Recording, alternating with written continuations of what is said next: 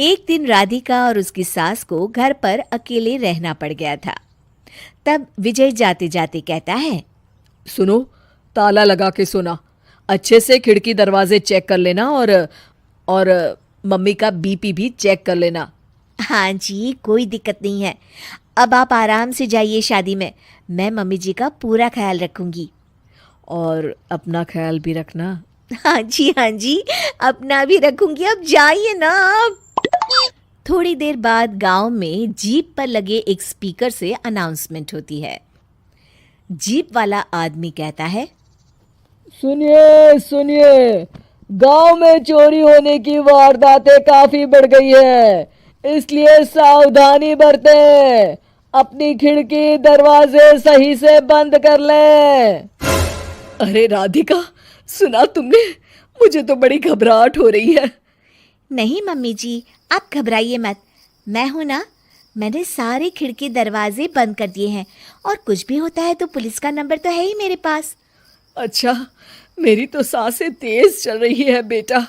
एक तो ये विजय भी घर पर नहीं है। मम्मी जी, वो भी जल्दी ही आ जाएंगे, मेरी अभी फोन पर बात हुई थी। आप बस रिलैक्स रहिए। उधर दूसरी तरफ दो चोर रात में गांव में चोरी करने का प्लान बनाते हैं। दोनों सास बहू अकेली है उस घर में। अच्छे से पता लगाया नो? हाँ, कोई और नहीं है घर पर। अच्छा मौका है हाथ साफ करने का। अरे वाह, अब आएगा मजा। देर रात को जब सब कुछ सुनसान होता है, दोनों चोर गांव की तरफ निकल जाते हैं। अरे कौन सा घर है? वो कोने वाला, तुम बस मेरा पीछा करो। ठीक है। दोनों दबे पांव बचते बचाते राधिका के घर के बाहर तक पहुंच जाते हैं। ये सास बहू बड़ी चालाक है। कितना कस के सब बंद किया हुआ है, एक भी खिड़की नहीं खुल रही। चोर खिड़की खोल ही रहा होता है कि तभी बिजली जोर से कड़कती है और चोर डर जाता है। राधिका की सास भी चौंक कर उठ जाती है। राधिका! राधिका भी उठ जाती है। क्या हुआ माँ जी? घबराइए मत, मैं आपके पास ही हूँ। तुमने कुछ आवाजें सुनी? माँ जी, बस बिजली कड़की है, आप बेवजह परेशान हो रही हैं। मैं आपके लिए पानी लेकर आती हूँ। ठीक है बेटा। राधिका जैसे ही पानी लेने के लिए उठती है, उसे खिड़की से चोर की परछाई दिखती है। ये देखते राधिका थोड़ा घबरा जाती है। वो अपनी सास को इशारा करती है। उसकी सास भी चोर को देखकर डर जाती है।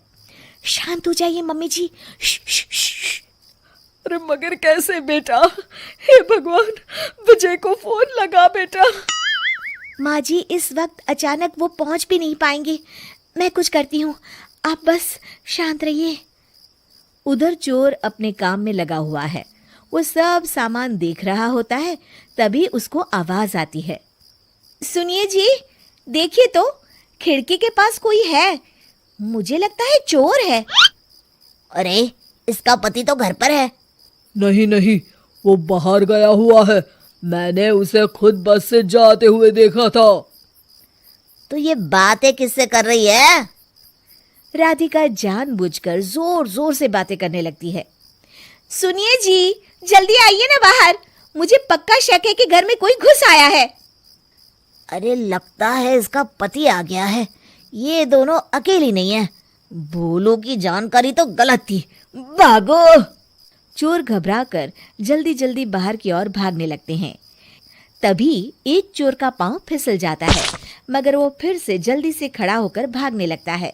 वो गली के कोने तक पहुंचने ही वाला होता है कि पुलिस उसको पीछे से आके पकड़ लेती है।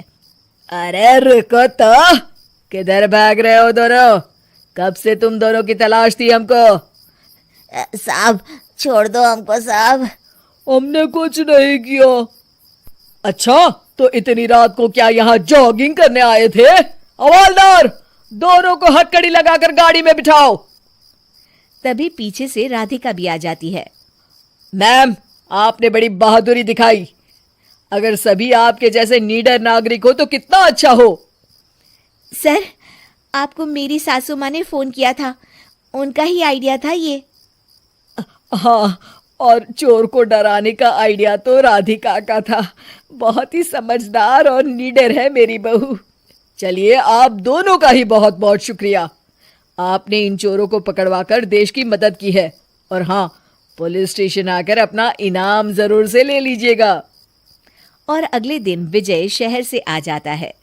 वो अखबार में तस्वीर देखता है जिसमें राधिका और माँ इनाम ले रहे होते हैं। माँ, आपको कोई चोट तो नहीं आई है ना? अरे ना बेटा ना, जब तक राधिका साथ है तकलीफ कैसी। राधिका, तुम ठीक तो हो ना? I am so proud of you Radhika, तुम बहुत ही समझदार हो।